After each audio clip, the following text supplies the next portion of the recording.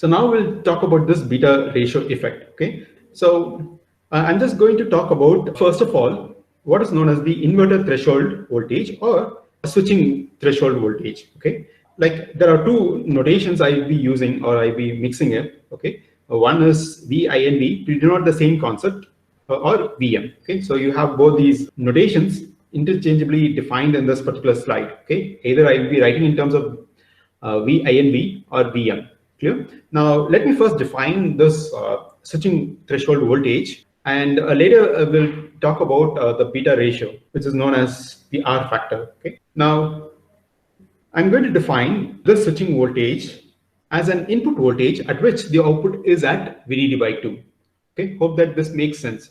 Okay, so an inverter threshold voltage is different from the nMOS threshold voltage or the pMOS threshold voltage. It's the threshold voltage of the circuit, not with respect to the transistor. Okay, so we can define that inverter or the circuit threshold voltage as an input voltage at which the output is exactly at VDD by 2. Hope that this makes sense. Okay, so do not get confused just by reading this particular word threshold. Okay, we're not talking about the threshold voltage of the transistor, but rather we are talking about the threshold voltage of the device. Okay, now let me try to define what is known as the beta ratio. Okay, so beta ratio is defined as a ratio of beta P divided by beta N. So look for the ratio, whether the question has beta N by beta P or the other way around, beta P by beta N. Okay, so sometimes we will try to trick you in asking some sort of quiz questions. Okay, so ensure that we always define this beta ratio as R, that is defined as beta P divided by beta N. Okay, and I guess you all know what is beta means, right? So if it is beta N, it is nothing but Kn dash W by L. If it is beta P, it is nothing but Kp dash W by L. Okay, so that is what we mean by this beta ratio or beta factor. And we also have a special name for this W by L ratio. So this factor is also known as aspect ratio. Whenever we have this beta P that is exactly equal to beta N, then the beta ratio would then become equal to 1. Okay, and in that case, as I said, the graph that I plotted earlier, can you just guess what is the value of the threshold voltage for this particular circuit just by looking at this particular graph? So first of all, VDD 1 by 4 VDD. Yeah, it is VDD by 2. The only thing that I'm doing is that I'm taking the y-axis where the output is plotted and I'm marking a line horizontally. Okay, so this will intersect with the blue curve, and whatever the intersection point will result in an input value. Okay, and this input value we call them as VM or VINV. Okay, so it is the input voltage at which the output is at VDD by 2. Hope that it's clear. Now, whenever I have this beta P that is equal to beta N, what would be our VM value? Or what would be our VINV value? It would be equal to VDD by 2 as you answered. Okay, so this input value would be exactly equal to this. So now what happens if I have a different ratio? We always know that this Kn dash can be further decomposed as mu N COX, right? And this Kp dash can be written as mu P COX. And we normally know that this Kn dash and Kp dash will never be equal to each other, just because the mobility of an electron is completely different from the mobility of our holes, right? So in general, if at all, if the aspect ratio of both the transistors of like both the pMOS as well as the nMOS, if they remain same, then normally you would end up having the beta N to be a bit larger than the value of beta P. Okay. Now this in terms of beta ratio R, it becomes a value that is less than the value of 1. Okay. Can you guess what type of graph that I would get in this case? Will I still get the same curvature, the blue curve? Or let me use different colors in order to show them here. Okay, and I will maybe I'll use this slider in order to get the answer for this.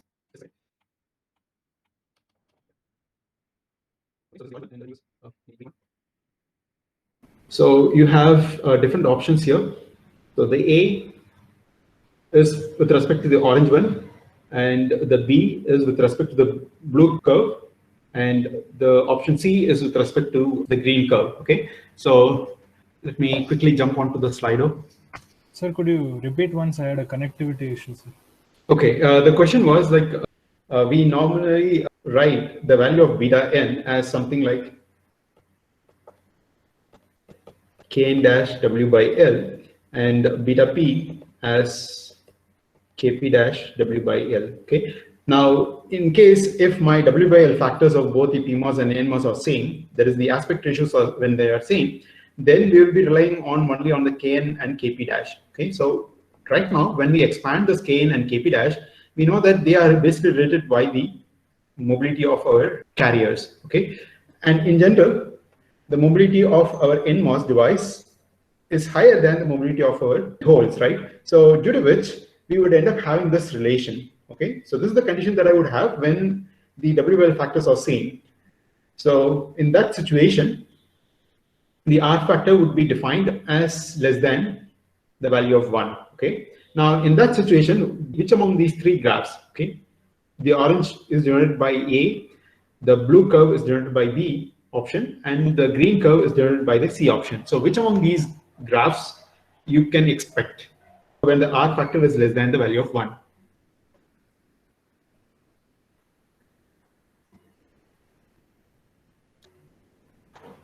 So this beta can be related to something known as a strength of the device. Okay, so when I say the beta n is having larger than the value of beta p, means that the value of beta n is much stronger, or basically the nMOS transistor is much stronger than the pMOS transistor.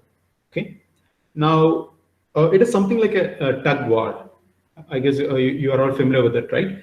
So what happens during this game? You have a rope from both the sides, and if the person who is trying to pull this particular rope, okay, on one side is much stronger than the other side. Okay, so clear? So if this guy, let us assume that beta n is much stronger than the beta p. Okay, now under this condition, obviously what happens is that he can pull you down. Okay, so now in this case, you could see when I'm at this particular zone or in the region A, the nMOS transistor is completely off. It doesn't play any role in this tug bar. Okay, whereas when I look in the zone where I'm in region C, okay, where both the transistors are in saturation, they are capable of fighting with each other. They are in the same region of operation. In that case, what would happen is that it is the nMOS that would gain. In the CMOS circuitry, the nMOS job is to pull the output node towards the ground. Okay, so this nMOS will always try to pull the Vout node towards the ground, whereas on the other hand, the pMOS transistor will try to pull this Vout node all the way towards the VDD. Okay, so now when I say that this guy is stronger than this guy, means that the nMOS can quickly pull this node towards the ground rather than this guy, the pMOS, who is weaker, trying to pull the output node towards the VDD. Hope that this makes sense. Okay, so since because the nMOS is having a greater strength, obviously it tries to pull the output Vout towards the ground. Okay, so it tries to move towards the ground, and that is what you could see in this particular graph. So it would be the option number A that is right here. Okay, because it has more strength, and during the fight, it is the nMOS transistor that wins the game. Okay, but when you see the second B graph, okay, the blue one, they both have the same equal strength. Okay, so what happens is that at this particular mid zone, both have an equal strength, and due to which they beyond when I move beyond this particular value of input, it is the nMOS that wins, and if I move a bit lesser than the value of Vin, that is less than the value of VDD by 2, then it is the pMOS that wins. Okay, so they have equal strength, and the region that is left towards the VDD by 2 is won by the pMOS transistor. Okay, whereas the region that is towards the right of my VDD by 2 is won by the nMOS transistor. Okay, so this is the case when I have beta n that is equal to beta p. But the fight would be dominant by the nMOS in case if my beta n is much stronger than the beta p. Okay, so beta n, if it is higher than the value of beta p, then what happens is that the nMOS occupies most of the area of my VTC graph, whereas the pMOS would occupy only the lesser area. Okay, so hope that you have understood this. Now I'm going to define some certain new terms that we will be using later on during the course. Okay, so an inverter whose R factor, that is the beta ratio factor, if it is equal to 1, we call that inverter as unskewed inverter. Okay, whereas an inverter whose value of R is not equal to 1, we say it is a skewed inverter. Okay, and under the skewed inverter umbrella, we have two types of skews. If the value of R that is greater than the value of 1, we call them as a high skewed inverter. Okay, whereas if the value of R, sorry, I guess there is something that I made a mistake. In this case, it's supposed to be less than. Okay, if the value of R that is less than the value of 1, then the inverter is said to be a low skewed inverter. Now, how would we make the betas to be different? Okay, that would be our next question. Now, as I said, we know that this beta factor in general is related to the Kn or Kp dash times that of the W by L factor. Okay. Now, one could try to make this beta p to be much greater than this beta n just by working out with this W by L factor, because we know that in general the Kp dash is smaller than the value of Kn dash. Okay. So, but in order to achieve the total strength of our pMOS, what we can do is that the only way that I can work is by working on the aspect ratio. Okay. Now, again, the aspect ratio has two components in them. One is the width, the other one is the length. Mostly the length will be as minimum as possible. Okay. So we will not have any condition where I can lower the value of the length, because already the transistor will be at the lowest length. Okay. So whereas the other way to increase the strength of my pMOS is to increase the width of it. Okay. So when I try to increase the width, obviously the beta p will also rise up. Okay. I'll just restate the same thing. R is defined as beta p divided by beta n. Okay. And if this R factor is equal to 1, we say that the inverter is an unskewed inverter. If the R factor is greater than 1, we say that the inverter is a high skewed inverter. So in case if the value of R that is greater than 1, okay, so obviously we will end up having the C as our answer. Okay, the C would be the option that we would have. Okay, if the R that is equal to 1, then the B graph would be valid. Okay, if the R value is less than 1, then the A graph would be valid. Okay, so you can actually think in terms of the strength, and you can just select whichever one that you will have as the highest strength. Clear? So in this case, as an example, the graph C would be your answer. Okay, for unskewed, it is the graph B would be the answer, and for R that is less than 1, we call that inverter as a low skew inverter, and the graph A is the answer for low skewed inverter. Okay, so you will end up having a graph that looks something like graph A. Okay, whenever you have a low skewed inverter. Okay, yeah. So hope that you are clear with this. Now I'll just switch back to our slide. So we spoke about this beta ratio effect. Yeah. So now that we have some set of derivation, and I think doing a derivation is not that great because everything else has been given here. So only thing is like I have to redo the same thing. I'll just leave this particular 2 slides to you because everything is being derived here. Nothing to worry about the derivation. So the one thing that you have to get is that whenever you want the switching voltage to be equal to VDD by 2, then what value of R we have to have can be proved based on this particular statement. Okay, so I can have this Vm or VINV that is equal to VDD by 2. Then in order to achieve this condition, we have to have R that's supposed to be equal to 1, and also we need VTP, the magnitude of VTP supposed to be equal to our VTN.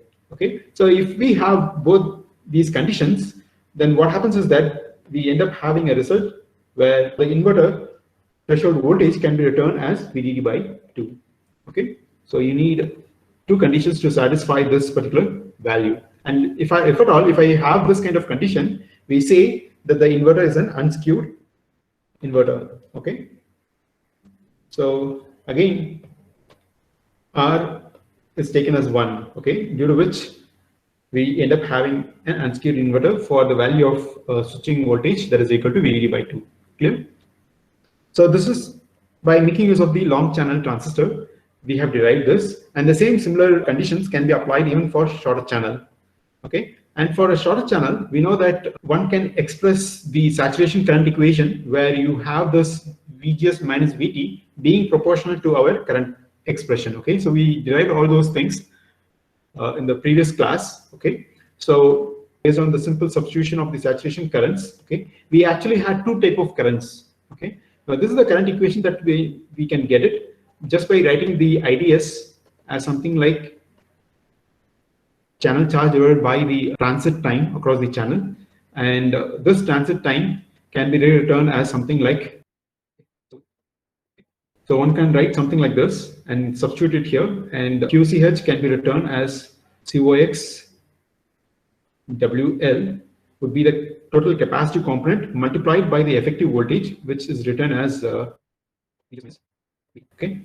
So this was with respect to a single transistor. Okay, now that we need to write it in terms of nMOS as well as the pMOS currents. Okay, so you need to apply the appropriate VGS conditions for the pMOS as well as the appropriate VGS condition for the nMOS transistors to get back all these results. Okay, and just by equating both these currents and defining the ratio R in a different way, because we no more have this beta as a factor here, because everything else is completely defined in a different way, and due to which we define the factor or the beta ratio as R, that is equal to WP into the velocity saturation of the pMOS divided by the WN into the velocity saturation of the nMOS transistor. Okay, and just by equating them, you would end up having this result. And again, in order to satisfy the switching voltage that's supposed to be equal to VDD by 2, we have to have two conditions. One of the condition is making the R that is equal to 1. So when I say the R when it is equal to 1, we say that such inverter is said to be a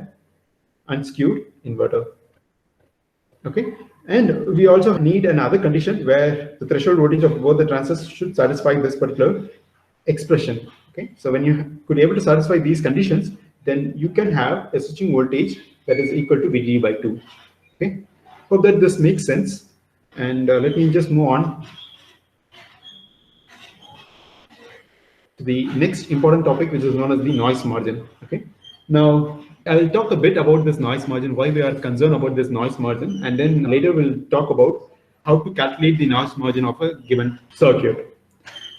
Now, say for example, I have a kind of inverter circuit, okay, and this inverter circuit output is connected as an input to a second inverter. Okay, now during this transmission, generally the logic values would then be carried through this particular wire that connects between the output of the first inverter to the input of the second inverter.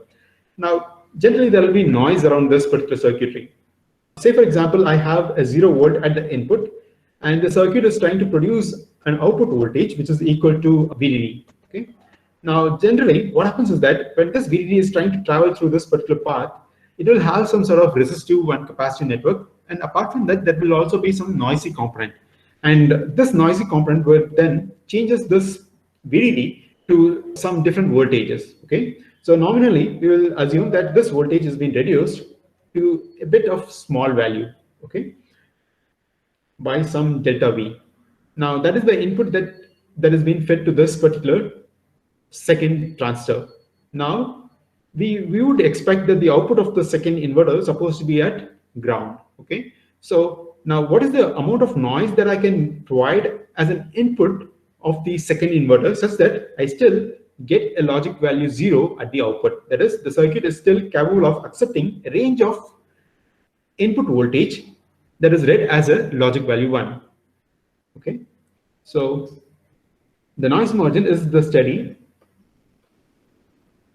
of range of input voltage which is read as logic value of 1, as well as range of input voltage, which is read as logic value 0. Okay, so now in order to talk about the second statement that I made here, let us go with an input which is equal to VDD. Okay, now this VDD would then try to create a logic value 0. Okay, now this logic value 0, when it travels through a particular path, due to some noise, it might end up having some sort of noise associated with this particular transmission. Okay, now there is a delta V that has been added onto this 0 volt, and what we would expect at the output of the second inverter is the value of VDD. Okay, now what is the range of delta V that can be added such that the second inverter is still accepting the input as 0 and producing the output as VDD. Okay, so this is what we are going to study in the case of a noise margin. Okay, and also in this particular study, we will also talk about the output condition as well. Okay, sometimes what happens is that it is not only the delta V that I am trying to add over here is caused due to the noisy component around the path. Even the circuit can produce an output which need not to be equal to 0 volt. Okay, so sometimes the delta V, either it is being subtracted from VDD or it is being added to 0 volt. Okay, this delta V term, one of the contribution to this delta V can be a noise, but even the circuit itself sometimes produces an output which is not exactly equal to 0 or not exactly equal to VDD. Okay, but a value that is lesser than the value of VDD or a value that is greater than the value of 0. Okay, so it's a kind of mixture of a study. So in general, we assume that this delta V can be sourced from either a noise or from the circuit itself. Okay, if the circuit is capable of doing it, it is the output of this first inverter that is not properly producing a 0 volt or not producing the proper output voltage of VDD. Okay, hope it doesn't make any confusion around your mind. Okay, we will not worry about this delta V, who is causing this delta V as of now, in case if you are not clear with this. Okay, so now let us move on to this particular subject. Okay, let us talk about noise margin. In this case, the study that is being written here is basically under the assumption that the output, the delta V, is caused by the output of the first inverter. Okay, there is a range of output that this particular circuit produces as a logic value 1. Okay, and that range will range from VDD all the way to VDD minus delta V. Okay, so the width can be written as something like this. Okay, and similarly, the output of the first inverter, in order to produce an output logic value 0, it not only produces a 0 volt, but it also produces some positive value as well. Okay, so there is a range of output that is being produced at the output of the first inverter. Okay, and this delta V's that I have across both the output at logic value 0 as well as at logic value 1 need not to be same. Okay, so I can write it as delta V prime here and delta V, just in order to ensure that both the delta V's can be different. Okay, so this is the condition that I have across the output of an inverter. Now let us look back across the input. Okay, now across the input, there is a range of input that the second inverter can accept as a kind of logic value 1, and there is a range of input that the circuit can accept as a logic value 0 at its input. Okay, so these are the ranges. So anything that falls between this VD and this particular voltage, okay, and this voltage we call it as VIH. Clear? So the range of voltages that this circuit can accept as a logic value 1 is given by this particular blue shaded curve. Okay, and there is also a range of voltage that the second inverter can accept as a logic value 0. Okay, so one of the value is obviously 0. There is again a range of value, and the maximum range it can accept would be VIL. It's called as VIL. Okay, And again, we have a special name for this. I forgot to mention. So as I said, the range of output voltage that it can be produced as a logic value one of the voltage is VDD. The other voltage that we have here is called as VOH. Okay, VOH. O stands for the output and I stands for the input. Clear? And again, there is a range of output voltage that this first inverter is capable of producing as logic value 0. One of the output voltage is supposed to be equal to 0, obvious. Okay, and it can go all the way up to a maximum of VOL. Okay, so are you clear with this definitions? So there is a range of values that this circuit can produce to represent logic value 1 as well as logic value 0, okay, at its output. And similarly, at its input also, we will have this. Okay, so now that we will define noise margin for two different levels. Okay, the first level is known as nMH, okay, which is taken as a difference between this VOH minus VIH, okay, which we call it as high noise margin, and it is defined as nMH. Okay, it is defined as the difference between VOH minus VIH. Okay, similarly, we also have a noise margin for the logic value low. Okay, so we define them as a low noise margin, and it is defined as nML that's supposed to be equal to VIL minus VOL. Okay, so now in this case, when you compare both these expressions, you would see that there is an output that comes before, whereas here in the second expression there is an input term that comes before. Okay, so you have to be careful. The one way that you can think, okay, I'll just try to give a better idea such that you can hold this concept in your mind, okay, without trying to by heart this particular formula. Okay, now you always have to ensure that these noise margins end up having a result that is a value that is greater than 0, which means that I always end up having a positive value for both nML as well as nMH. Okay, so ensure that these values stays as the positive value. And let us talk about the ideal conditions of them. Okay, so that this gives a better idea for us. Now, in case if both the inverters are ideal, okay, the output of this inverter to represent an output logic value 1 would be equal to VDD, right? And that line will also be equal to VOH. Okay, so because whenever it wants to represent an output value of logic value 1, it will always produce this as its output, and that is the ideal value. Okay, rather than producing a range of value here, it just produces a single value which is equal to VDD to represent the logic value 1. Okay, and that line will not have any delta V. Okay, so this means that the delta V that we have subtracted supposed to be equal to 0. Okay, so we end up having VOH that is equal to this. Ideally, the delta V for the first inverter is supposed to be equal to 0. Now, in order to represent a logic value 0, if the first inverter is an ideal inverter, then it produces a single output, okay, which is 0. And any delta V that I have here, ideally it's supposed to be taken as 0 here. Okay, so my VOL will be exactly equal to 0 volt. Hope that this makes sense. Okay, so when I try to draw a graph, okay, so there is only one single output voltage to represent VDD, and there is one single output voltage which is 0 volt. It is not the range that we had before. Okay, and due to which our VOL would be equal to 0 volt, whereas our VOH would be equal to VDD. Okay, this is the ideal condition of the first inverter. Now let us talk about the ideal condition of the second inverter, looking at its input. Okay, now can you guess what is the range of input that the second inverter ideally has to take as logic value 0, and ideally it has to take as logic value 1? Can there be any guesses here? Sir, 0 to VTN.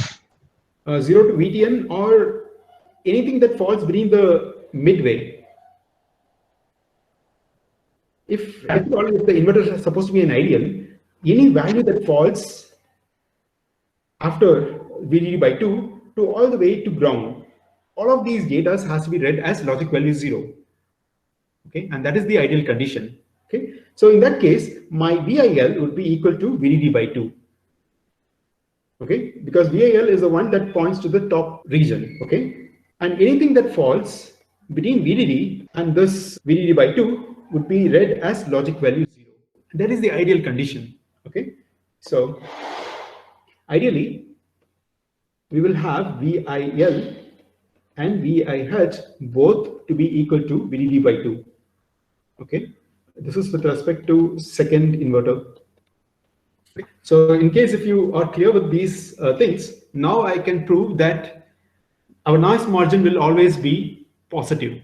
Okay, so we know that nMH is derived from the H terms. Okay, so we know that VOH is higher than the VIH.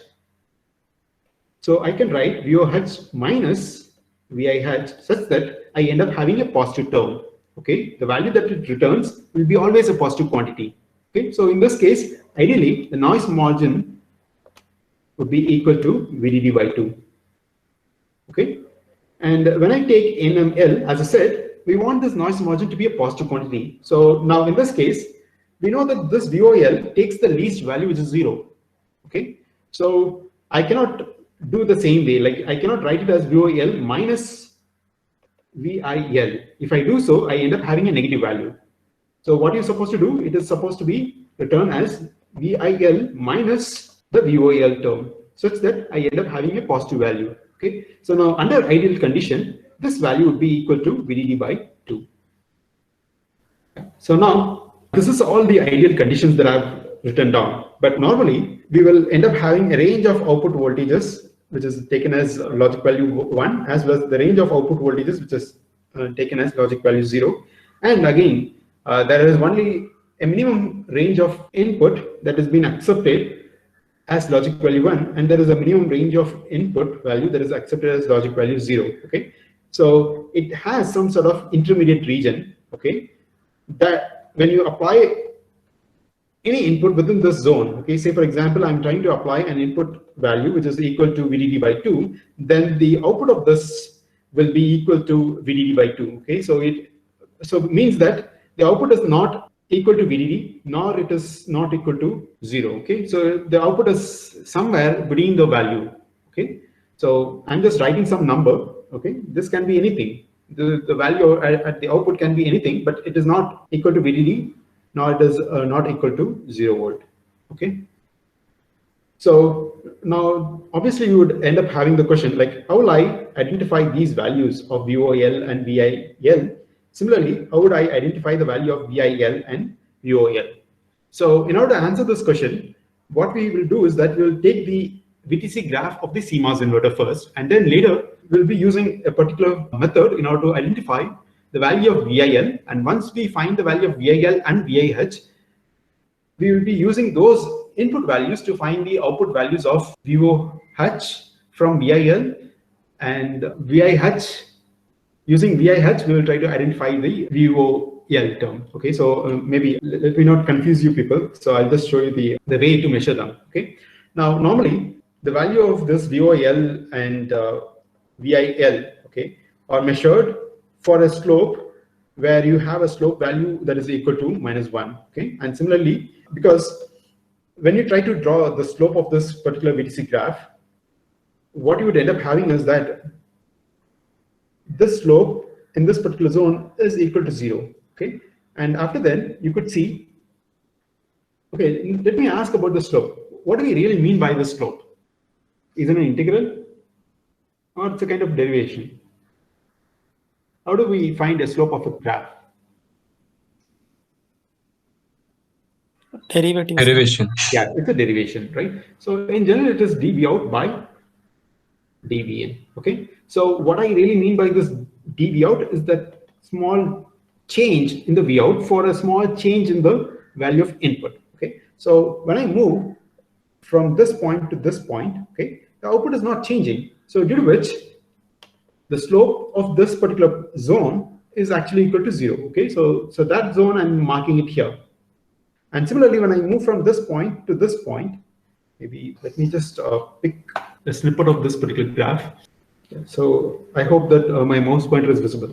Yeah, so right now, when I move from here to the next point, okay, there is a slight change in the slope value, or there is a slight change in the value of this dV out, okay, and due to which the slope would then shift towards the negative side, okay, because when you try to increase the value of Vn, the output is actually reducing down, okay, and due to which the slope value would be a negative value, okay, you end up having a negative value. And as you move towards the right side, by this nugget change in your delta Vn, okay, slight changes in the delta Vn, you would see that there is, when you try to change the delta Vn over here, there is a very large change, and that change results in a slope value that is equal to -1. Okay, and then when you try to change the value of your input by a very small tiny amount in this zone, you end up having a very large slope value. Okay, the output is a very large for the change that I'm doing it at the input side. Okay, so this in turn would then create a very large change in the negative direction. Okay, at a particular point, this change will go down to the most negative value, and then it reverts back. Okay, so after then, when whatever you do, the rate at which this is rising up gets shorter and shorter, and as you move further, the slope value at this particular point would then get back to the value of 0 itself. Okay, because any change at the input doesn't make any change at the output, and due to which the slope value would then revert back to the value of 0. Okay, so shortly, in case if the R factor that is equal to 1, you would have this steeper peak, okay, to be exactly at VDD by 2. My Vm would be equal to VDD by 2. Okay, and it is at this particular point we can, if at all, if you try to use this circuit as an amplifier, you will have a large negative gain at this particular point. So you can think that this particular slope value is nothing but the gain of the structure, because both the transistors are in the saturation region. Okay, so now when I say about analog circuitry, we generally assume that the transistors that we are working is assumed to be in the saturation zone. But when we are working in a digital circuitry, which is the preferred region of operation? Any guesses? For analog circuitry, you might know the answer that the preferred region of operation for the transistor would be saturation.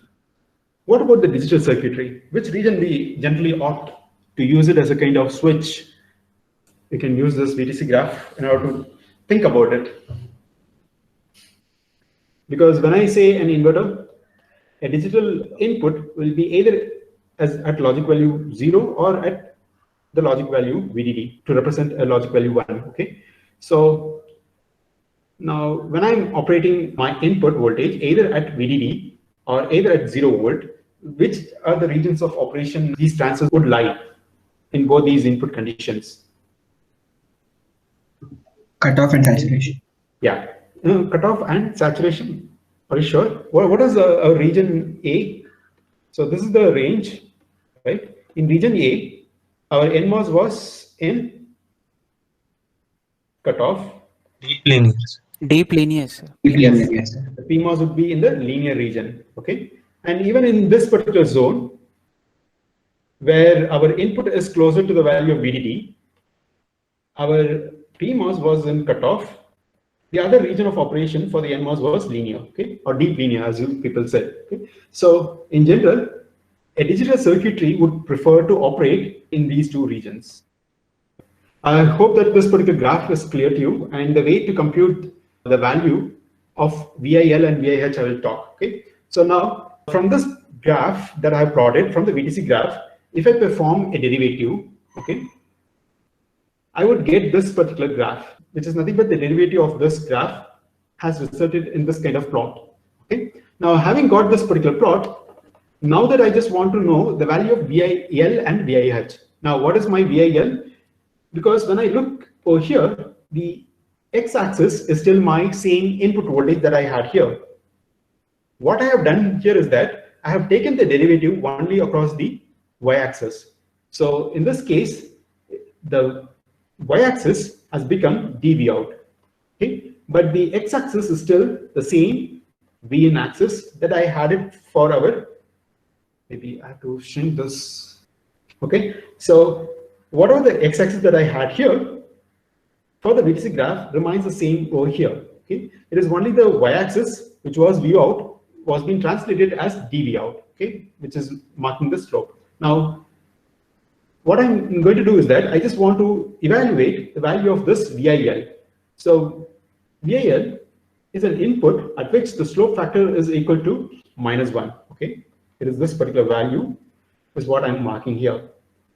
So this value is read as VIL. It is the lowest input voltage. Now, how will I measure the VIH term? Again, the same slope or the same horizontal line that is here will intersect with this slope graph for the second time. And this second time, when it intersects, I read this input voltage at which the slope value is equal to -1 as my VIH term. Okay, so now that I have got VIH, okay, VIL first, and then VIH term next. Okay, now still we need two other terms in order to calculate my noise margins for both high as well as low. What are those two terms? It is VOL as well as VOH term. Now, I know these informations. What I can do is that with the information that I derive from the slope graph, I take those values here. Okay, I put a vertical line. One of the vertical line, I'll try to fix it at VIL. Okay, now this vertical line would then intersect with my voltage transfer characteristic graph. And this intersection point would then give us the value of VOH. Okay, so VIL, when it tries to intersect, it intersects with a value that is closer to the value of VDD. Okay, so you always end up having a result of VOH here. It is not equal to VOL. Okay, VOL is something that is closer to the ground, right? So the output is basically VOH. The other way to think, it's an inverter. So we know that when the input is low, the output is expected to be a high value. Okay, so when I'm applying VIL, which is the lowest input, the output is expected to have an output which is high. So use those knowledge in order to mark these parameters. Okay, so once you've got the value of this VOH, we have to still evaluate the value of this VOL term, right? So how will I evaluate this VOL? When can the output can go to low? It is only when I have an input that is high, right? So now in order to get that VOL term, I'll be using this VIH term that I derived from the slope graph. Okay, place the horizontal line, okay, at VIH, and this intersection point would then return as what is known as VOL term. Okay, so take that value, and now that we have got all the four parameters that are required to calculate the noise margin, I'll stop here. Thank you. Thank you, sir. Sir, I had one doubt, sir, in that graph. That slope you showed, no, sir, a dip in slope. Yeah. What is that horizontal line, sir? That interesting. This one. You are worried about this one? Because Yes. the slope value will start from the value of 0, because the slope here is actually 0. But as we move, the slope value increases in the negative direction. Okay, we want to extract the value of VIL as well as VOH, where the slope value is equal to -1. Okay, this is something like a de facto standard. That is how they do in order to calculate them. Okay, so there is no specific answer why this slope cannot be something like 0.5 or why it cannot be a different value like -2. This is something like a kind of de facto method through which they identify these things. Okay. Okay. Thank you.